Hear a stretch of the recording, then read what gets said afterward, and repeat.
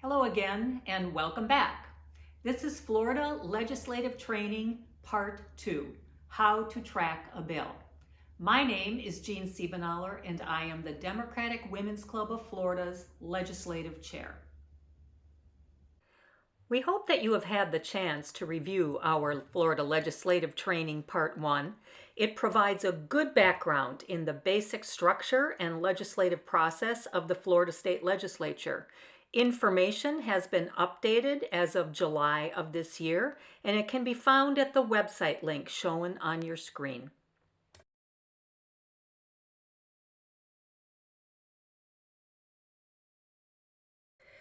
In this training, you will be oriented to the Florida Senate and House websites, seen here as their home pages.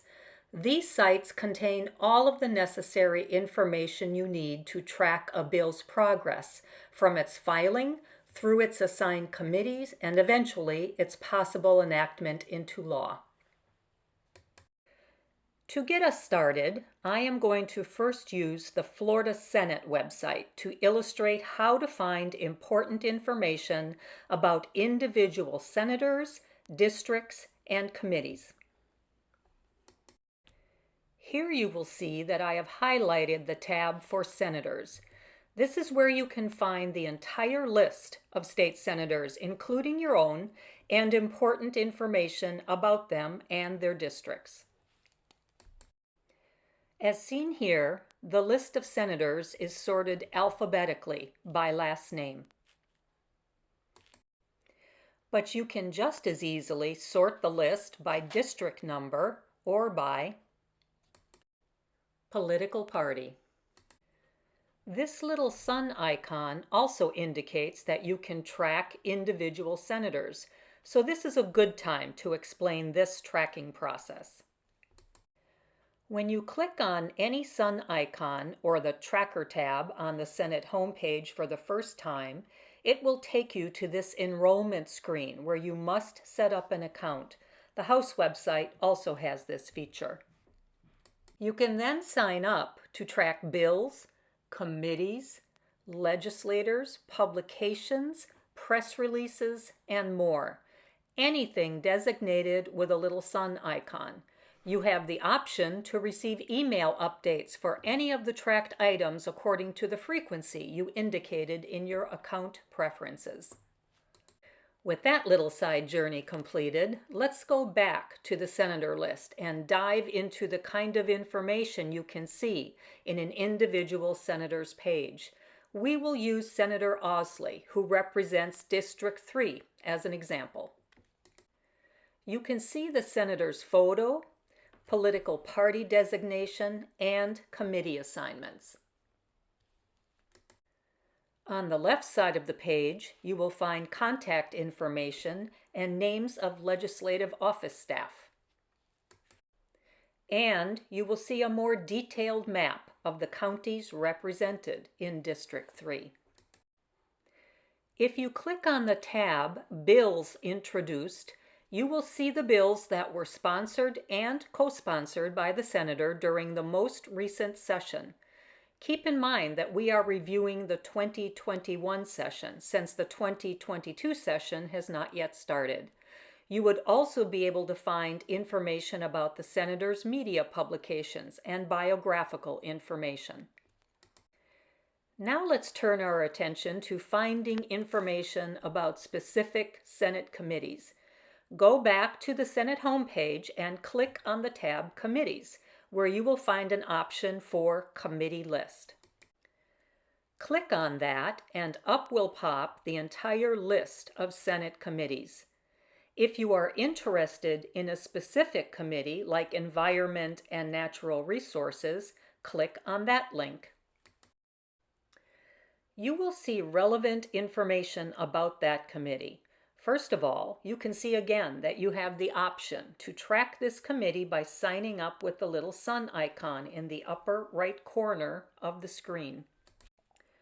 You will also find the committee chair, vice chair, and other committee members, including their political party affiliations. In the lower part of the screen, you will find important information about the committee meetings, including their dates, meeting agendas, and audio and video recordings after they have ended. Before we leave this overview of the Senate website, I want to point out one more essential tab on the Senate homepage.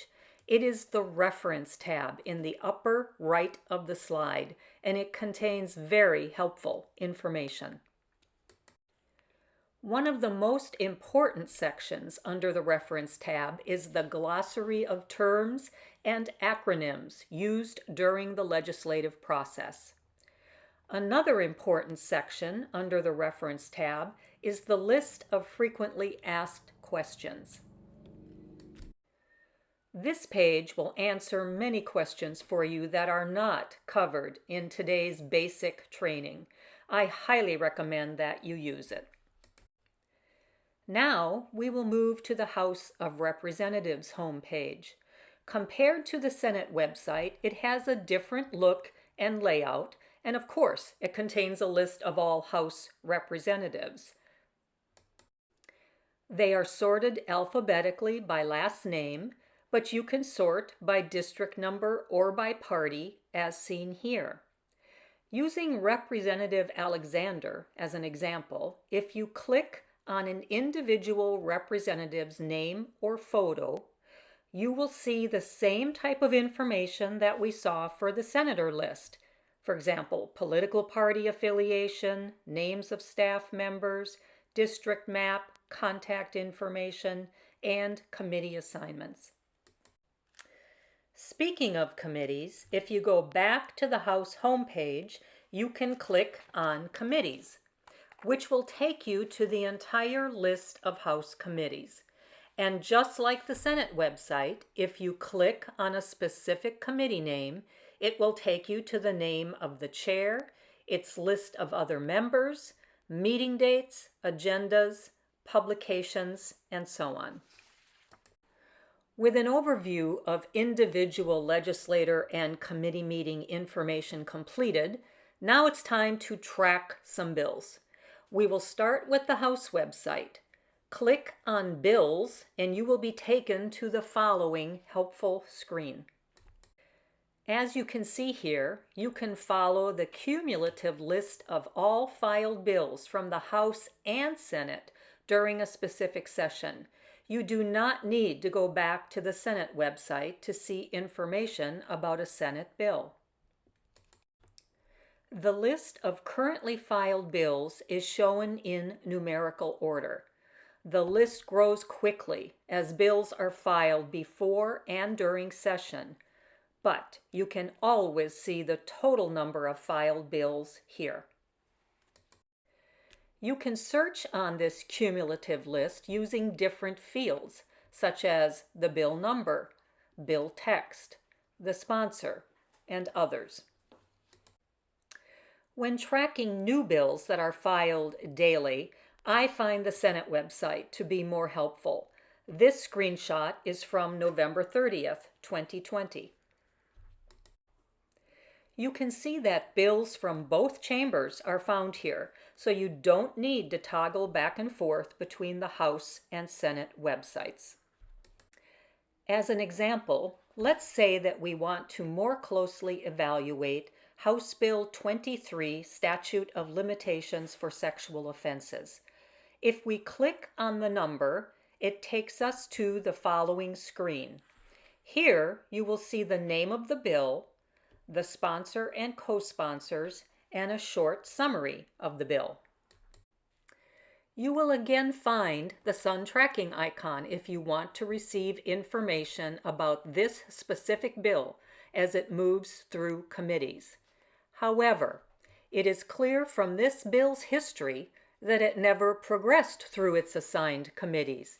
In other words, it died in its first committee. When you want to look for companion bills to a specific bill that has been filed in the other chamber, this bill can be found under the Related Bills tab. This House Bill 23 example had an identical companion in the Senate called Senate Bill 946. And if you were to click on that bill, you would see that it also never received a hearing in the Senate. The Bill Text tab is where you find the most recent text version of the bill, which has the appearance as seen in this slide. Bill text can be as minimal as 1 page or many pages in length. You will also find that most bills moving through committees have staff analyses that are completed before and after each committee hearing. Since this House Bill 23 never had a committee hearing, there were no analyses completed. But as seen in this slide, for Senate Bill 90, Elections Bill from last year, there were 7 text versions and 8 staff analyses completed during its long legislative journey through committees and votes. This is how one of the staff analyses for Senate Bill 90 appeared. Now, let's say you are tracking a bill and find out it is scheduled for an upcoming committee hearing. If you wish to travel to Tallahassee to speak on the bill, you can locate information regarding date, time, and location of the meeting by clicking on the committee's name. It is not uncommon for committee hearings to be changed, postponed, or canceled, so it is important to frequently recheck the meeting schedule. If you can't travel to Tallahassee, but you want to watch the live stream recording of the meeting, you can go to the Florida channel at thefloridachannel.org. The website appears as in this screen. You simply need to search for your meeting and click Watch Now. If you can't watch the meeting live, you can watch a recording of the meeting when it is over. Simply go to the committee that heard the bill and you will find the archived video as seen in this slide. If you want to track the votes by legislator on a specific bill, you need to go to the Vote History tab. In this slide, using Senate Bill 90 elections as an example, you can see the committee voting history and the lengthy floor vote history due to multiple amendments that were filed. 3 Senate committees voted on Senate Bill 90 prior to the Senate floor votes. If you click on any one of the committee's vote results, you will be able to see how individual senators on those committees voted. This slide shows the Ethics and Elections Committee votes on February 16, 2021 by individual senator on that committee. If you go back to the Senate floor vote history, you will see the voting history of the floor amendments and the final Senate vote on April 29, 2021 that passed the bill. And if you click on the vote result, you will be able to see how each senator in the entire Senate voted on the floor regarding this bill. Tracking a bill's history is especially crucial toward the end of session when time is of the essence. This slide demonstrates an example of a bill, House Bill 7051, titled Law Enforcement and Correctional Officer Practices, that was filed by the House Judiciary Committee late in the 2021 session on April 15, 2021. Session was scheduled to end on April 30th. It was assigned only one committee, Rules, to save time, and it had no Senate companion bill. In this slide, you can see that it passed on the floor of the House unanimously April 26th, and a message was sent that same day to the Senate for their consideration. That same day, the Senate referred the bill to the Senate Rules Committee as its only committee for consideration. The Rules Committee passed it a day later, on April 27th. On April 29th, House Bill 7051 passed unanimously on the floor of the Senate. But the journey was not over. The Senate communicated in messages to the House, and the bill was enrolled the day before the end of session, meaning that common language was attained between the House and Senate, and the bill was ready to be sent to the governor. This slide shows the chronology for the bill after it was enrolled.